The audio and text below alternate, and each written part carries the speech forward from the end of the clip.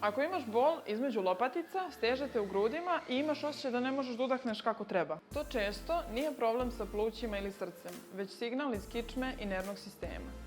Bol se pojačava pri sedenju, savijanju ili naglom ispravljanju jer tada nervi trpe dodatni pritisak. To je jedan od čestih simptoma koji ukazuju na problem torakalnog dela kičme. Način na koji se bol ponaša daje nam jasne dijagnostičke informacije. Na specijalističkom pregledu analizom trajektorije bola, discipline koja je deo kliničke neurologije, neuroanatomije i savremene dijagnostike precizno identifikujemo koji nerv ili segment kičme stoji iza problema. Ovo nije nikakvo nagađanje, već anatomija i klinička praksa. Nervi imaju jasno definisane mape u telu, pa kada pacijent opisuje bol tom putanjom, to je snažan klinički signal koji se uči tokom medicinskog obrazovanja. A magnetna rezonanca nam služi da nam potvrdi ono što smo već prepoznali tokom pregleda.